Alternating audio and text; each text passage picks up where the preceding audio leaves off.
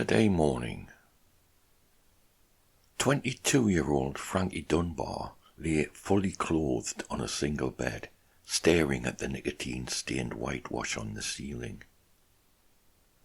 His feet rested on the wooden footboard lest his boots marked the faded yellow counterpane and tested the temper of Mrs. Hadaway. Old Podmore, the lodger in the next room, was seized by one of his regular coughing fits. The noise annoyed Frankie, who was listening for the sound of the postman. The agitated young man was of slim build and stood 5'8" in his boots. Light ginger hair sat above a boyish face freckled around the nose. Conscious of his youthful looks, he once tried to make himself appear older by cultivating facial hair, but the growth was less than robust. His attempt at a beard had been so feeble it was the cause of much ribbing from his colleagues at the office of a shipping company where he worked. While the beard was a work in progress, Frankie's workmates gave him the ironic nickname Grace after the famous cricketer. He abandoned the project, and he now has a threepenny shave twice a week. When the coughing abated, the silence was broken by the clip-clop of horse hooves on the cobbled street outside. A shouted command from the driver caused the horses to halt, and the ensuing assortment of noises told Frankie it was a dray delivering to the Trafalgar, a pub across the road. "Maybe this morning," he said softly before closing his eyes and reflecting on his situation.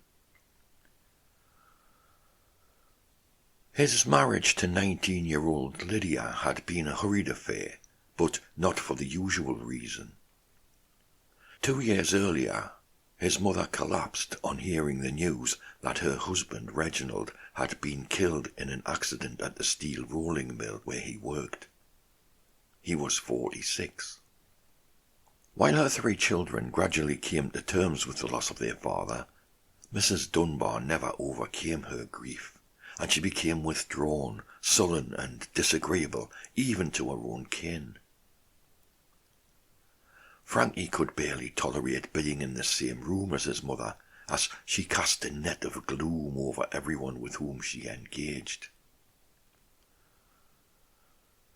Frankie was trapped. With sisters Effie and Annie married, he felt obliged to stay with his mother. The only viable means of escape would be to follow his sisters down the path of matrimony, but he didn't have a girlfriend, so the escape route stayed closed. Then he met Lydia at a summer fete held in the grounds of the local Methodist chapel. She smiled at him when they passed, and Frankie was so taken by the gesture that he followed her into the refreshments tent where he bought tea for 2. They sat at a table, and when Frankie began talking to Lydia, he sensed she was embarrassed by her grimy and frayed clothes. The buttons were missing from her dark green jacket, and in their place a piece of twisted wire held the 2 sides together. Her awkwardness was such that she looked away every time she answered a question, and she nervously twisted a lock of her long black hair around her finger. But Frankie's natural affability soon put her at ease, and she smiled and called him a charmer as she took a cigarette from him. She told him she was a pitman's daughter with 4 siblings who lived in a run-down area on the outskirts of town called locally the Reeds. Her impoverished status and worn-out attire had put off many men, but Frankie, aware that clothes are superficial and can be improved upon, saw that Lydia was a fine-looking woman. The buttonless jacket hung on a delicate frame, and she stood half a foot shorter than Frankie. When Lydia lit a match and reached across the table to light Frankie's cigarette, she showed a bony wrist. Long dark hair enhanced the bright brown eyes that looked out from a pale face besmirched by a tide mark on the left cheek. When she parted her full lips to smile, she bared good, even teeth with the narrowest gap between the front two. The pair continued their conversation, and as Lydia came further out of her shell, Frankie was delighted to see a playful and coquettish side to his new friend. She called him "my boy" with exaggerated condescension, which Frankie found endearing. 2 days later, when he met her for the second time, Frankie gave Lydia a gift that almost moved her to tears. "Oh, thank you, she said repeatedly, holding the offering to her breast like it was the most precious thing in her life. It was a small rectangular card from a haberdashery with 6 jet buttons attached. Over the following weeks, Frankie improved Lydia's lot in stages. He bought her toiletries, perfume and cosmetics, and Annie and Effie donated clothes to his cause. There was a pattern to their courtship that ran parallel with Lydia's improving appearance. In the early days, when Lydia's attire might have caused embarrassment, Frankie usually met her at dusk. He chose secluded places for their trysts, a woodland lane known as Rope Walk, a lonely stretch of river, and on one occasion they visited his father's grave. Now that the butterfly had emerged from its chrysalis, Frankie was happy to be seen with Lydia. They took Sunday afternoon strolls in the local park and visited the cinema and theatre together. Wearing Effie's black straw hat on her head, with Annie's brown leather shoes on her feet, and a full complement of buttons on her jacket, Lydia was unrecognisable from the street urchin in the refreshments tent. Inevitably, Lydia's improved presentation attracted the attention of other men, and Frankie was quick to notice. She did rebuff their advances, but Frankie secretly wished she would do so more firmly. Now that he was courting, Frankie's thoughts turned again to marriage as a means of escape from his mother. Lydia's sudden elevation from lowly ragamuffin to desirable young woman added impetus to the idea, as Frankie assumed a wedding ring might deter men from approaching Lydia. It was time to act. After his mother had retired one night, Frankie took a small chocolate box from a drawer in the kitchen. The box contained assorted items of jewellery that had belonged to his mother's sister Constance, now 5 years dead. He fished out his late aunt's engagement ring and looked upward. "I'm sure you wouldn't mind, Auntie," he said, dropping the ring into his pocket. The following Sunday, Frankie and Lydia walked through the park. They stopped and sat on a bench to listen to a brass band that played inside a white rotunda. Although he had rehearsed his lines many times, Frankie couldn't muster the courage to propose to Lydia. He feared she might reject him in front of the crowd watching the band. After listening to 3 tunes, he gave up and the pair moved on. The sun shone brilliantly as the couple walked by the boating lake in the park. On Lydia's insistence, Frankie hired a rowing boat. 2 single adults stepped into the rocking vessel, and after 30 minutes on the water, one engaged couple disembarked. 3 months after that event, Frankie slid Aunt Constance's wedding ring onto Lydia's finger to be reunited with the engagement ring. Only weeks after the honeymoon, it became clear to Frankie that he'd merely exchanged one miserable existence for another.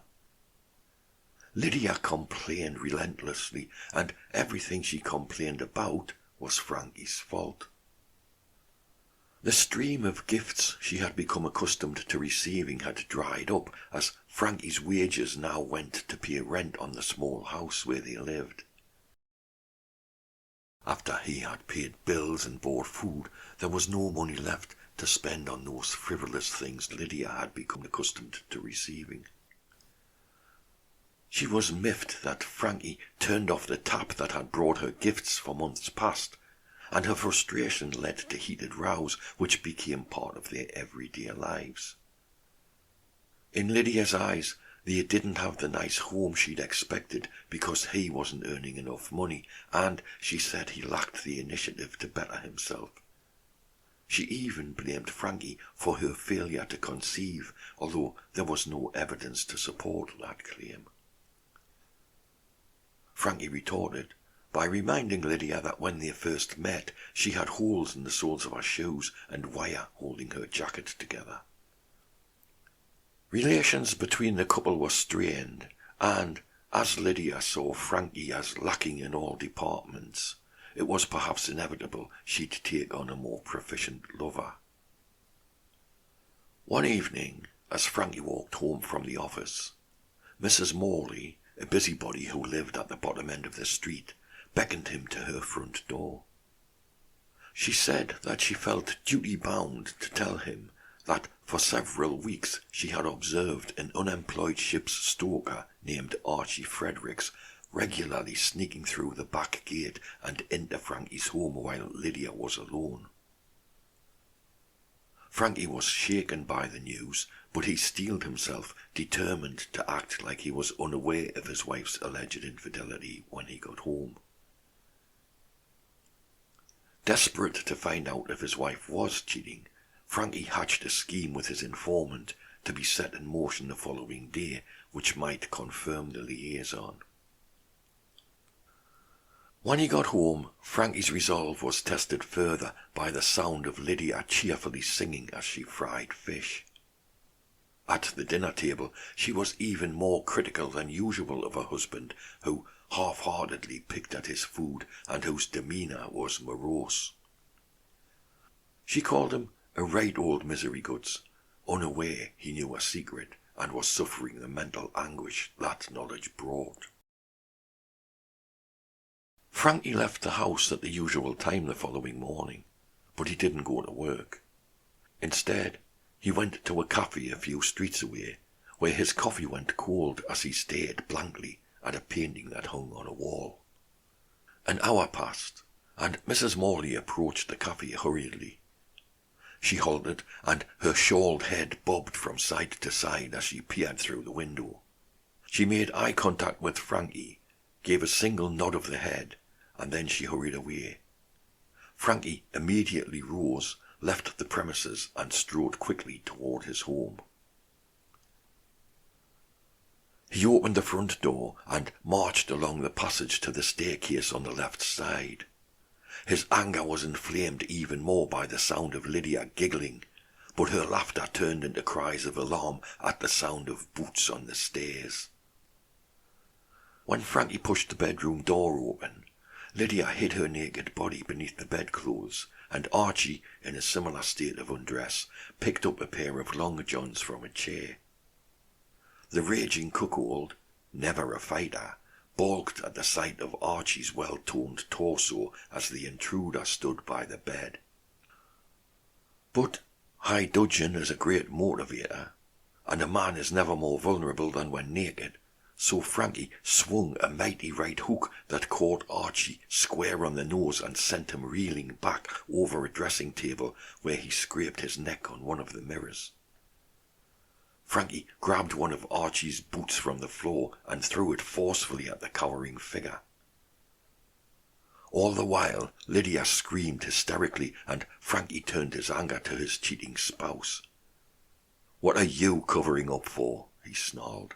"We've both seen all you've got." Alarmed by the raised voices, a neighbour alerted a passing policeman, and the portly officer announced his arrival by beating on the bedroom door with the flat of his hand. "Enough!" he barked, and the commotion ceased. The officer, breathing heavily after the exertion of the climb, studied each of the 3 occupants of the room. "Now, what's gone on here?" "That's my wife," Frankie said, taking a small suitcase from the top of a wardrobe. "I see," the officer said, looking at Archie, who sat on the edge of the bed, holding a handkerchief to his bleeding nose with one hand and pulling on his underwear with the other. "He attacked me," Archie said.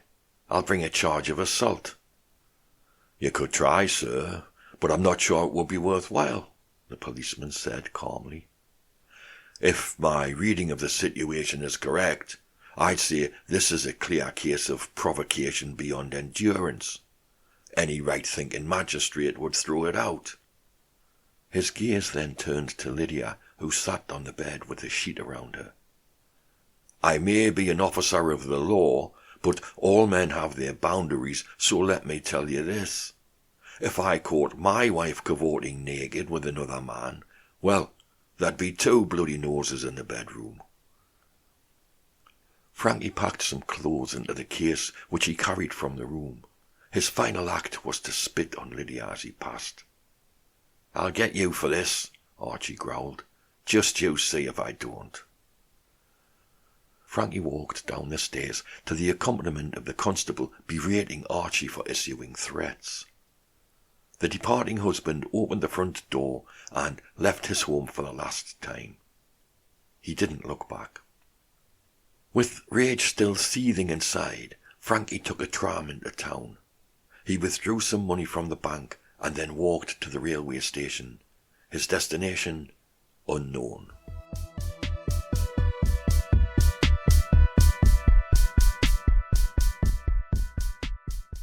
It was early evening when Frankie stepped onto the platform at a station in a small coastal town some 30 miles from the home he had left. He had chosen that destination because Aunt Constance once lived there, and he knew the area. As children, Frankie and his sisters were dispatched every summer to spend a week at their aunt's, so he felt a kind of affinity with the place. More importantly, it put enough distance between him and the conspirators to prevent a murder from taking place. Mrs. Hadaway's boarding house was rather run down, but the rates were reasonable. It was no worse than the home he'd just left, and the food was decidedly better. The landlady had eyed him suspiciously when he presented himself shivering on her doorstep that frosty evening. But when Frankie opened his wallet, and the hall light illuminated the banknotes inside, her suspicion vanished into the air like the sherry fumes she emitted when speaking. Come in out of the cold," she said, as though welcoming an old friend.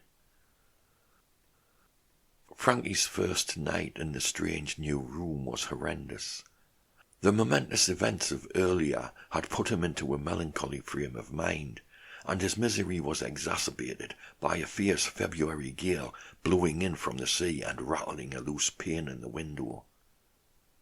The sound of old Podmore coughing in the next room added to the grim chorus. In that miserable environment, and with unshakable thoughts of Lydia and Archie, Frankie lay awake, staring at a chink of dim light at the window caused by a flickering gas lamp outside. A triangle of pale light lengthened and diminished as the curtains moved in the draught.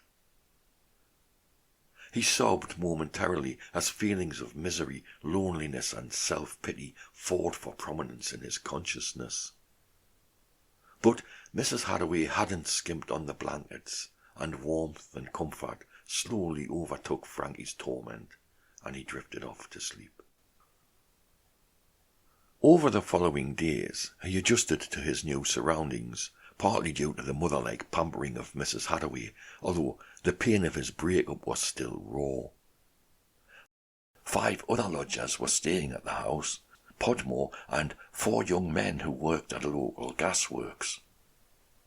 Although he was of a similar age to that quartet, Frankie was excluded from their clique because he was a new addition to the group, an outsider.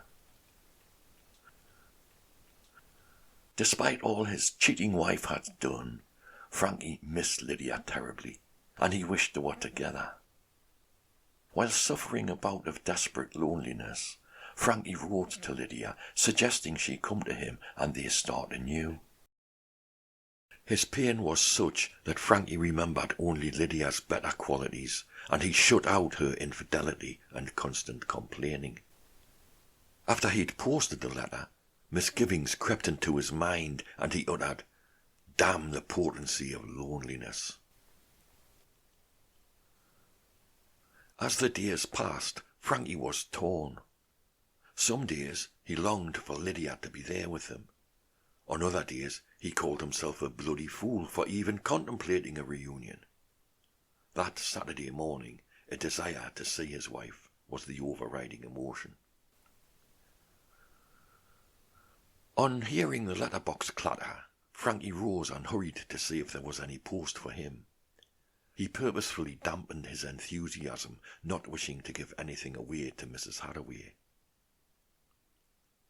It was the landlady's custom to make soup for her lodgers every Saturday, and the pungent smell of the latest batch hung in the air on the narrow staircase as Frankie descended.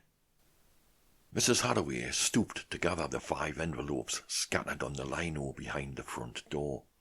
She gasped as she picked them up, then straightened up with a groan which she cut off abruptly on seeing Frankie on the stairs. As Mrs. Hathaway scanned the addressees, she side-eyed the postmark of each letter. She was terribly nosy. "There's one here for you," she said. "Oh, and would you be a saint and take this one up to Mr. Podmore?" "Of course," Frankie said, taking 2 envelopes from Mrs. Hathaway. He knocked on Podmore's door, which opened a few inches, and a grey, gaunt face peered out. The mouth was hidden beneath a thick grey moustache with a deep brown nicotine stain below the nose. Pale blue eyes were shining wet with tears, which Frankie guessed were caused by the exertion of coughing. "Letter for you, old man," Frankie said. Podmore took the letter and nodded a grunt. As soon as the door closed, the coughing resumed. Back in his room, Frankie studied the envelope. A glance at the postmark told him the letter hadn't come from Lydia.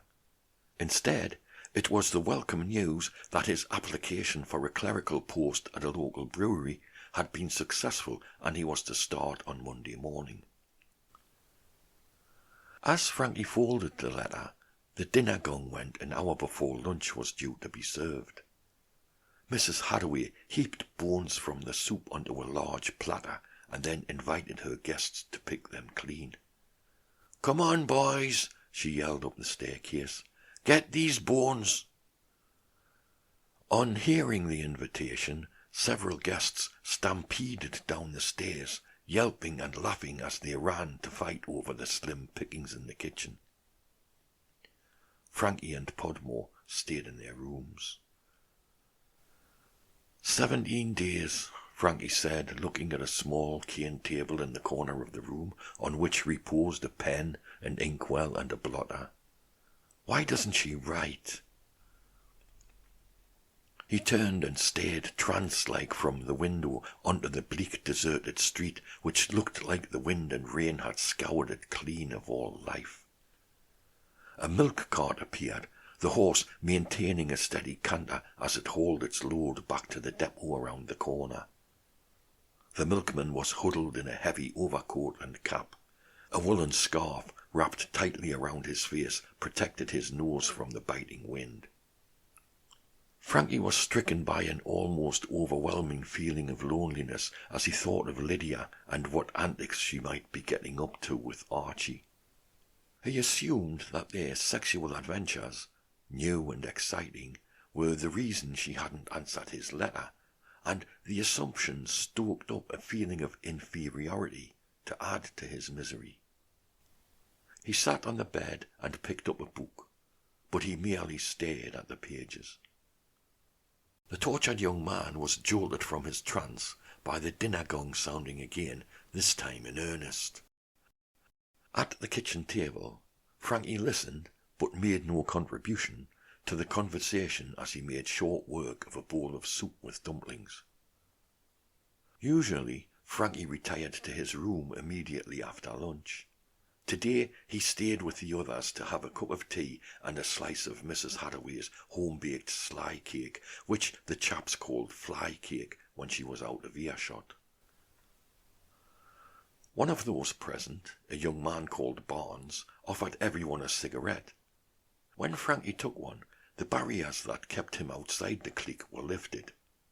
He joined in a game of dominoes and contributed to the conversation when the group discussed football, horse racing and girls.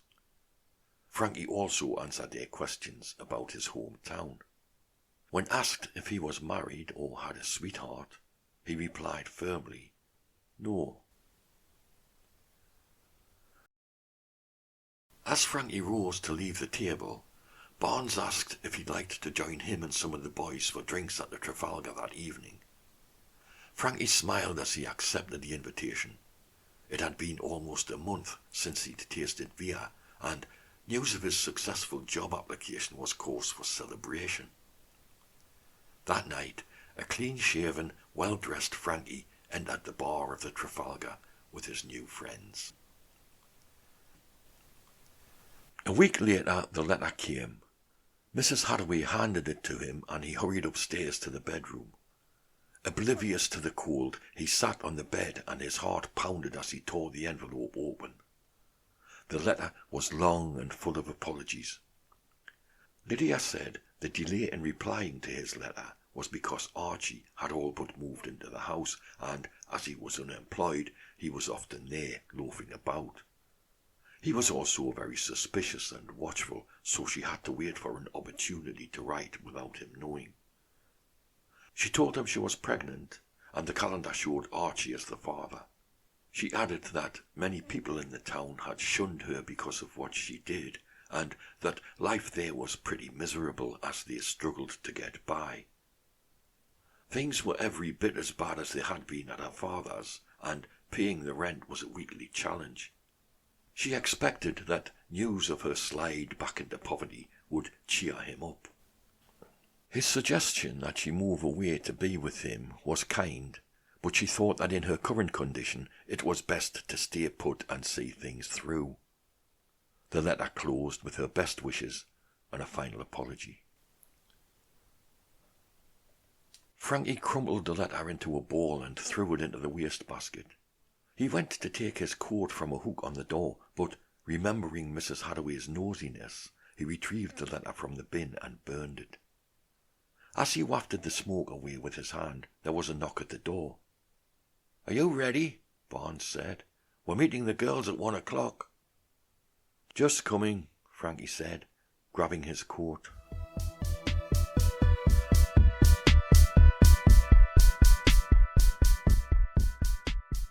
Frankie spent 13 happy weeks at Mrs. Hadaway's, and he forged a close friendship with Barnes. On Saturdays, they went along to give support to the local football team at their home fixtures. When the team played away from home, they went fishing off the nearby pier. Frankie had never seen Mrs. Hadaway so happy as the evening he and Barnes brought home 11 mackerel. They joined a cycling club and on Sundays hired bicycles and rode inland to the countryside. During those rides, Frankie enjoyed the society of several young women, one of whom paid him particular attention. Lydia was becoming a distant memory, although he could never escape the uncomfortable fact that they were still husband and wife in the eyes of the law. It had been a painful journey, but Frankie finally knew contentment. Then, on a fresh but sunny Thursday morning, Frankie left Mrs. Hadaway's for the last time. Wearing his coat and a cloth cap, Frankie presented himself to say goodbye in the hall, alongside Barnes, who was similarly dressed. After embracing the tearful landlady and taking in a final whiff of sherry fumes, Frankie picked up his suitcase and went to the front door just as the day's mail fell under the lino. He picked up 3 envelopes and was surprised to see that one was addressed to him. He put the letter into his pocket, not wanting to open it in the presence of, to use the chaps' term, her royal nosiness. The two men left the house and walked in bright sunshine to a tram stop outside the Trafalgar. Once there, Frankie opened the envelope and studied the short note inside. It was from Lydia, and it read, "Dear Frank, I hope this reaches you in time. You must beware because Archie found the letter with your address written on it, and he's furious. He's taking the train with his brother on Saturday to get you back for breaking his nose, and they intend to do you over good. Be careful. Lydia." Frankie chuckled when he read the letter, and Barnes asked what was funny. "He's missed the boat," Frankie said, handing the letter to his friend. Barnes read it and smiled. "It looks like you got out at just the right time," Barnes said as a tram approached. "Indeed, and now we'll see what this new adventure brings." Frankie and Barnes picked up their suitcases and walked to the tram, which slowed to a halt to take on passengers. Behind them, a giant image of the face of Lord Kitchener looked out from a poster on the wall of the Trafalgar.